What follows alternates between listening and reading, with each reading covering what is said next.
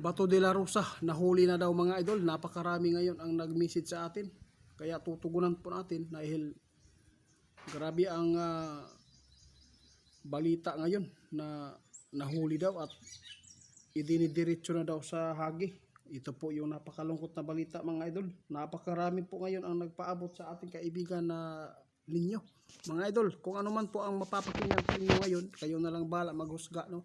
Basta tutugunan lang po natin ang mga request nila. Subukan natin itanong kung ano po ba ang totoo dito, kung baka po gawa-gawa lang po ng iba. Kung content creator mga idol, huwag po tayo agad magpaniwala, no? Hindi po tayo pwede na maniwala agad kung mga content creator lang. Pero kung mga malalaking mga network, siguro, no? Pero itanong natin, tugunan po natin yung mga request niyo kaibigan. Yun po ang mga request nila ngayon. Marami ngayon ang lumabas na si Bato de la Rosa nahuli daw. At sabi ng iba, kaya hindi na po naibigay impormasyon ba ng maayos. Kasi dinala daw doon agad sa Hague. Wala man siyang nakita mga idol. Walang nakita si kaibigan, no, na pumasok sa kanila itong impormasyon. Tama ka. Huwag lang po tayo agad-agad na maniwala mga idol. Baka po mga content lang nila, no? Ingat-ingat tayo kasi may mga malalaking network din, no? Nababayaran. At saka kung totoo man po itong balita, sabi ng ating kaibigan, hindi maganda po itong nangyayari. May naghudas. Ito ang nakita ng ating kaibigan. Oh, grabe oh. Guys, kung totoo man pong nahuli, no, titingnan po ng ating kaibigan kung totoo po nahuli na ba si Bato. Kung mayroon pong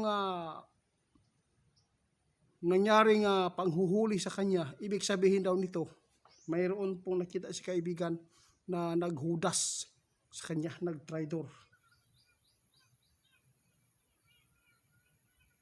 Nako mga idol, kung ito man po ang nangyayari, talagang napakasakit ito, no? Pinagkakatiwalaan mo tapos ganito po ang ginagawa.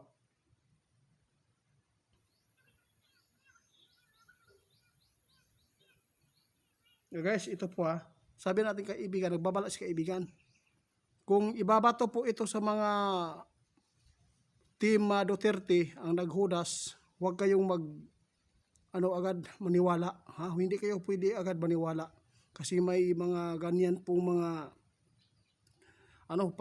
paninira, no? Binabato naman lagi po lahat sa mga DDS. Yun po ang tandaan ninyo. Huwag po kayo agad maniwala kung sasabihin ng iba may nagtraidor, mga kasamahan lang to nila. Wala, hindi po yan na totoo mga idol. May napagsabihan lang siguro na doon po si Bato. Mga idol, sabi natin kaibigan, kung ito man po ang nangyaring balita, no? Kung totoo man po hinahuli na talaga si Bato. Pero sabi natin kaibigan, wala man po siyang nakita pa. Titingnan pa daw nila mamaya mga idol.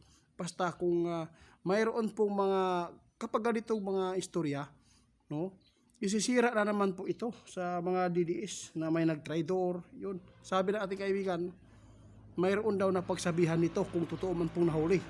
Baka mayroon pong malapit na mga tao, mga kilala sa politiko na magkaibigan po dito sa team ng DDS, tapos baka may nakapagsabi doon sa kaibigan po niyang isa na maka BBM, yun, baka yun po ang posibleng mangyari.